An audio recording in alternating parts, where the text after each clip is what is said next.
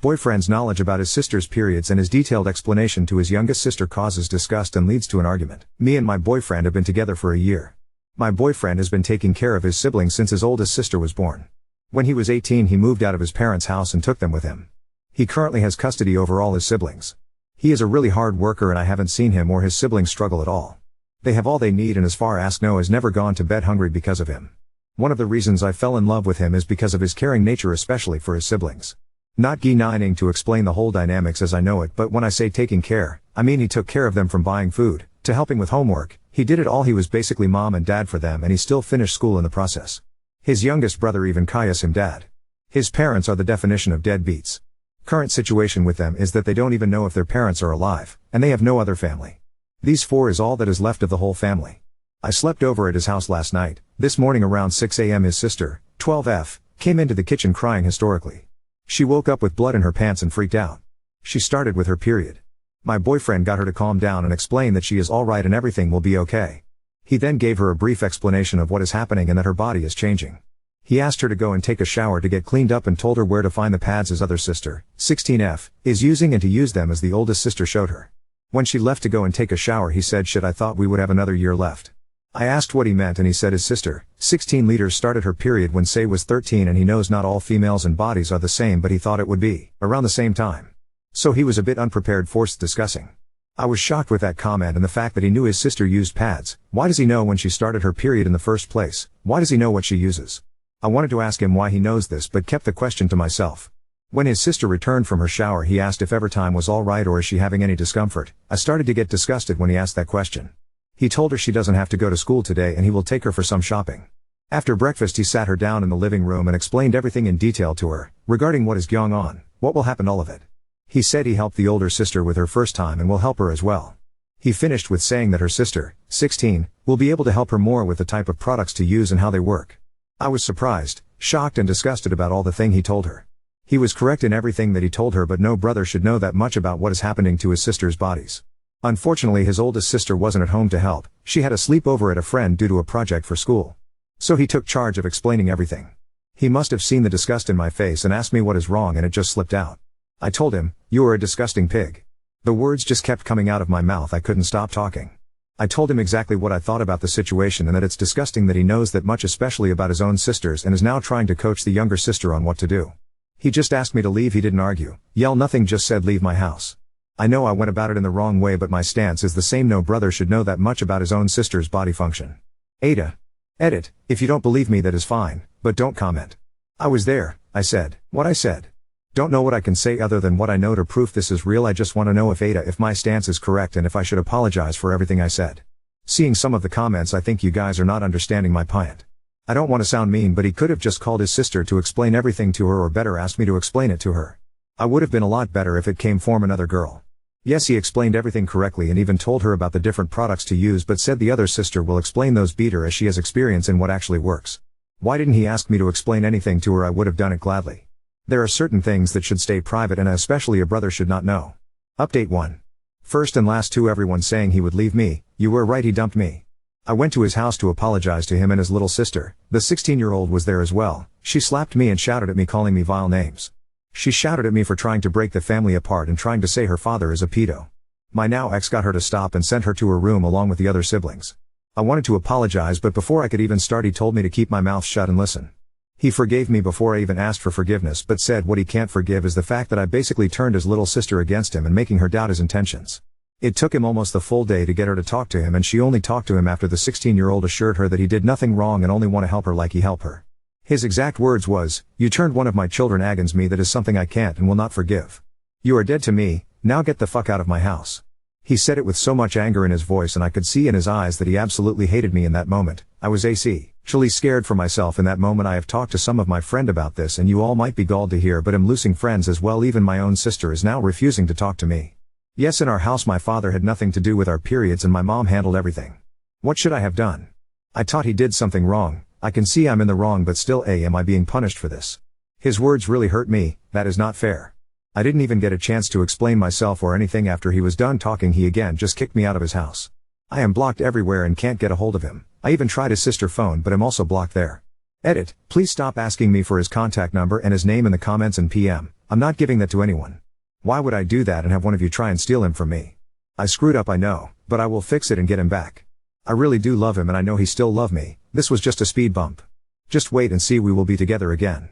Sorry for the throwaway, I only have Reddit for the parenting subs to help me with the raising of my 3 siblings and I don't want this linked back to me as I am a private person. I 28 meters am currently taking care of my 3 younger siblings. 12M, 12F, 16F since my sister 16F was born. Our parents are nowhere to be found. I don't know if they are in the same state or even in America at the moment, dead or alive, and I don't really care. I don't know what happened, but when my first sibling was born everything was passed on to me, and the same with my other siblings as soon as they were born as well. Long story short, and to give a basic description, I am mom and dad to my siblings. I have taken care of them all of their lives, they know I'm their brother but sometimes slip up and call me dad. Our home became completely toxic and when I turned 18 I moved out into a small 2-bedroom apartment and took my siblings with me. I worked myself to the bone with taking care of my siblings, working in school. It took me longer than I would like to admit, but I finished school and got a good job. I eventually saved up enough and bought a house for me and my siblings, 4 years ago. I took the legal steps after I got my house and my siblings are now legally in my custody. I did get in a bit of trouble from the social worker because I never reported anything, but all legal matter have now been settled. The reason for me posting here. A couple of months ago, like 4 or 5 I think, I broke up with my then girlfriend of 1 year. My little sister got her period and I helped her through her first period. She got cleaned up and then I explaining everything in detail to her. My now ex completely blew up on me and called me a pig, creep, pedo and a bunch of other things. My sister 12F just ran out of the living room and locked herself in her room. I told my ex to leave my house. It took me almost the full day to get my sister to talk to me, and she only did after my other sister 16F came home from a sleepover for her to talk to me. My sister 16F helped a lot by also explaining that I did nothing wrong. She even told my sister 12F that I helped her through her first period and that she is lucky because she now has 2 people to help her. Me and her, 16F, my ex did come back to my house, but I told her we were done and kicked her out again. The problem was that she started to follow us around, stalking us. Every store I went into she all of a sudden was there. If we went to the park she was at the park. I did block her and made sure that she was blocked on all of my siblings' phones as well, but we did start to receive phone calls and messages from other numbers that was clearly her trying to excuse her actions with a sob story. This went on for a month until she tried to sign my little brother and sister out of school one morning after I dropped them off with a fake permission letter. Luckily the receptionist called me and I was able to stop her from signing my siblings out of school. That is when I filed for the restraining order. I got all the evidence, photos, messages, calls, everything, and we got the restraining order. Me or my siblings running into her at places dropped considerably. She has violated the restraining order a couple of times since then, and when I went to the police they told me they couldn't do much as it can't be proven that she is doing it deliberately, and when we run into her she doesn't stop us, she just continues on her way or leave wherever we are at. I don't know how she knows where we are all the time, but I have seen her multiple times even when I changed my schedule for when I do things, change the stores where I buy groceries, shopping, everything. Recently the house next to mine got put on the market for rent and guys who want to rent it. I noticed her showing up to the house with a real estate agent to look at the house. She came up to me with a smile and said, "I guess we will be neighbors from now on." I went into the house and showed the real estate agent the restraining order and then called the police.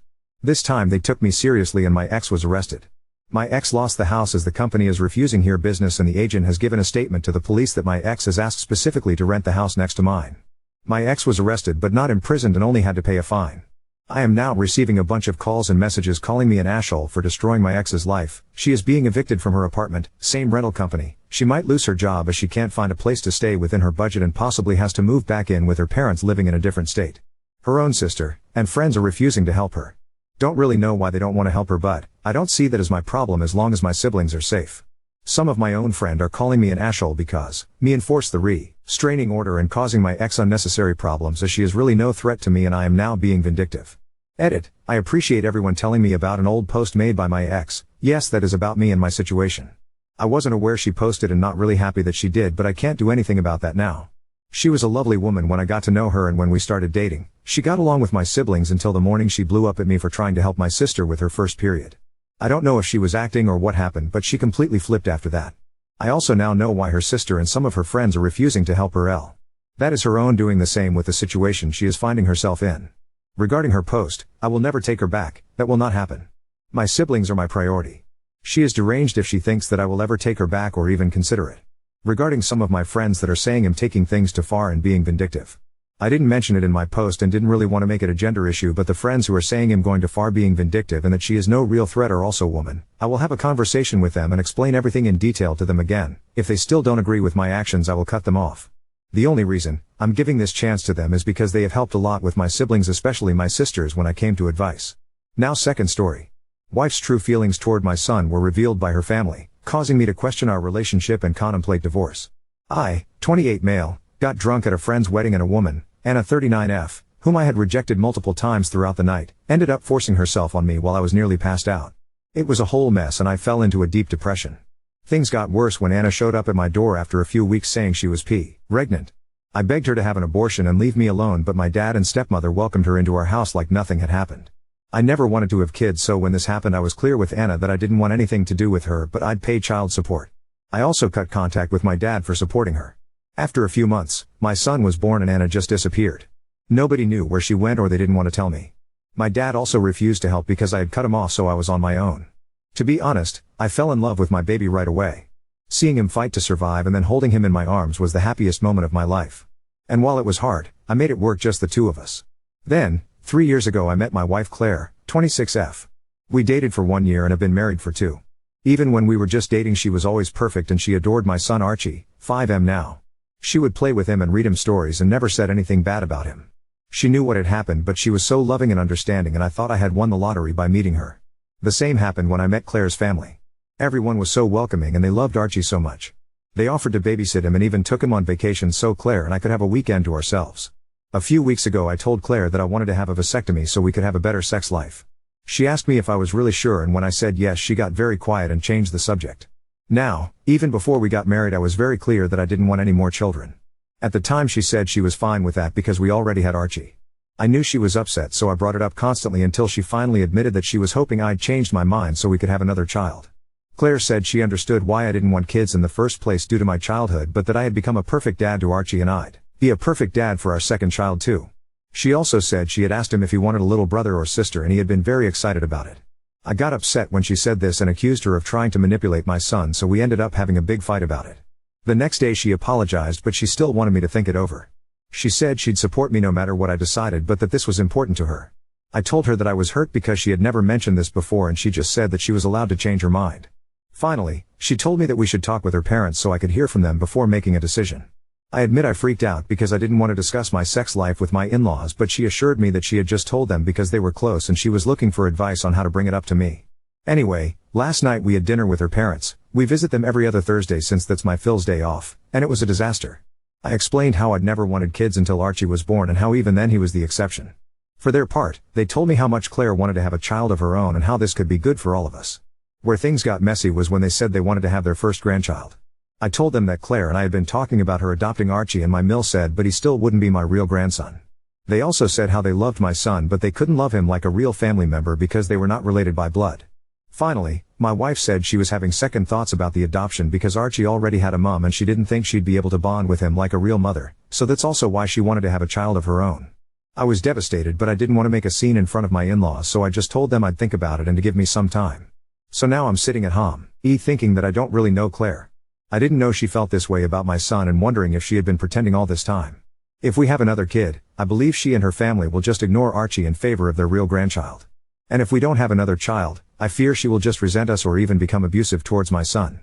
But at the same time, I don't want to throw away an otherwise perfect relationship and I really love Claire. Would I be the if I divorce my wife over this? I don't know if I'm overreacting or if this relationship can be saved. Any advice would also be welcome since I don't have anyone else I can talk to right now. Edit. Thanks everyone for the comments. I haven't been able to reply to everyone, but I'd like to answer some questions. 1. Did I talk to my wife about not having children before we got married? Yes, we had the discussion at least 3 times and she always mentioned she was okay with it. 2. Do I treat her like a nanny or there is money involved? No. I earn more than she does, but she still has a good job. She does work from home, but Archie is still in daycare because I want him to socialize with other children and I didn't want her work to be affected by having to look after a toddler all the time. 3. Will I get therapy? I've had a therapist for 4 years now. Archie is also in therapy. 4. Why didn't I have a vasectomy years ago? I got no excuses here. I'm just an idiot. 5. Why did I get married after only 1 year of dating? We were both in love and rushed into things. I'm also an idiot for this, apparently. 6. Did I get a DNA test? WTF? I didn't get a paternity test right away when he was born because I didn't care. I had already put my name on his birth certificate, and after Anna left I just wanted to take care of him. I did eventually get a paternity test done. Spoiler alert, he is mine, but it was mostly for legal purposes since I wanted to take him out of the country for a job opportunity. 7. Wah, she happened to Anna? Who knows? I never heard from her after she left. My dad said he didn't know anything, and my friends from the wedding said they didn't know where she went either. 8. Did I report Anna? I tried. Unfortunately, I grew up in a country with some outdated ideas and I wasn't taken seriously by the police. Finally, I know that my in-laws were biased and that they would take Claire's side. I knew that when I agreed to have dinner with them, but I genuinely wanted to know if there was something Claire wasn't telling me. I was, and still am, confused and full of doubts about the whole kids thing, so I wanted to understand where she was coming from and what she was feeling. I just never imagined they felt the way they did about my son. I don't see Archie as my son. Oop. Thanks for this comment update 1. I appreciate everyone who took the time to read my previous post and commented with their advice. I was happy to see so many people sharing their own experiences as step-parents or stepchildren and those who tried to put themselves in my wife's shoes. It gave me a new perspective and that helped a lot. I also saw some people asking for an update, so here it is. Since Archie plays football every Saturday, I asked a friend of us, whose son is also on the team, if she could look after Archie for a while. I wanted to have this conversation with Claire without my son present in case we started arguing again, so we just headed home to Tall after the game ended. I know a lot of people said I should just divorce my wife both to protect my son and to let her move on, but, please don't be mad at me, when we sat down to talk I wasn't ready to give up on my marriage just yet. At that moment I was willing to compromise with Claire about a second child as long as we got couples therapy to address her and her family's feelings towards Archie. Even after the initial fight, when I said I wanted a vasectomy, I was mostly confused about what to do since I just wanted my family to be happy. Anyway, I started by asking her to explain why and when she had changed her mind. Claire started to apologize right away and she told me that she had always dreamed of having a big family. She said that she tried to convince herself that she could accept not having children because she really loved me and she also loved Archie. She admitted to lying when I had asked her about it because she didn't want to break up and she felt I was giving her an ultimatum of either choosing having kids or choosing me. I never intended it to be one, I just didn't think it was fair for any of us to be in a relationship if our goals didn't align. She also admitted that she had always been hoping I would change my mind once I saw what an excellent mom she was to Archie. What surprised me the most is that apparently my mill tried to convince her not to get married because it wasn't fair of her to expect me to change. Claire also told me it was Mill's idea to babysit Archie and do all those things together so my wife could bond with him and get used to the idea that he may end up being our only child. When I asked her why her mom had made the comments about blood being important, Claire said she had asked her parents to say that to convince me why it was important for her to have her own kids. I told her how hurt I had been by what they said and also when she told me she had changed her mind about the adoption. Claire said she was just scared that one day Archie would want to reconnect with his birth mother and that he wouldn't love her anymore. Apparently she had been reading a lot of stories from other step-parents who had been cast aside, especially when the birth parents showed up again or if there was a divorce involved. Her anxiety got worse around a year ago. According to Claire, she had always introduced herself as Archie's stepmom when she picked him up from the daycare because she didn't want to take Anna's place. I lost my patience and reminded her that Anna abandoned us so there was no place to take. At this point we started arguing and going in circles. She accused me of not understanding how hard it is to be a step-parent and I told her she was fighting against windmills. After we calmed down a bit, she told me she got even more scared of being replaced when Archie started asking about his mom. She also felt guilty because she was sure he only asked because she kept correcting everyone about the whole mother/stepmother thing. She also said I made it worse because I didn't tell him the truth about Anna and tried to sugarcoat things by telling him that his mom felt guilty because he had been born very sick and she didn't want to see him suffer. Honestly, I just didn't know what to tell him because I didn't want him to feel sad about being abandoned. Claire accused me of still caring about Anna, WTF, and that's why I didn't want to paint her in a bad light. When I told her I just panicked and made up a lie in that moment, she said I should have just refused to answer and take Archie to a therapist. We did get him one the same month. That's when Claire said I should have tried to find Anna so we could have split custody and Archie could be with his real mom. I admit I lost it and started yelling at her that Anna was just a horrible person and that if it were up to me she'd never see Archie. She had SA'd me, she had tried to manipulate me when she got pregnant, she had abandoned my son right after he was born and, after all these years, she had never bothered to reach out. Claire yelled back saying I couldn't understand what a woman goes through and that maybe she left because of PPD and that I made it worse by just giving up and moving to another country where Anna couldn't find me. I said that wasn't the reason why we left and she knew it. I also told her how everyone who knew me back home had Ning contact information and my address so it's not like I was hiding. What finally broke me is that she said it was my fault, that Anna left because I refused to step up and do the right thing by marrying Anna. She tried to apologize right away and said she didn't mean it but I just told her to leave and that I wanted a divorce. I'm ashamed to admit it but I just locked myself in Archie's room and started to cry like a baby until she left. She just packed some stuff and later sent me a text saying she'd be staying with her parents. The rest of the day was a blur. I went to pick up my son and briefly told NY friend I was getting a divorce. She and her wife hugged me and told me they would support us in any way they could, especially if I needed someone to look after Archie. I spent the rest of the day with him and we decided to have a pijamada, just the two of us. We ordered pizza, played with his new toys and watched some movies until he fell asleep. Since I can't sleep, I thought I'd write this update to vent or something. I feel like my life just imploded and I'm so heartbroken. I don't even know how Archie is gonna take it, so that's also gonna be hard.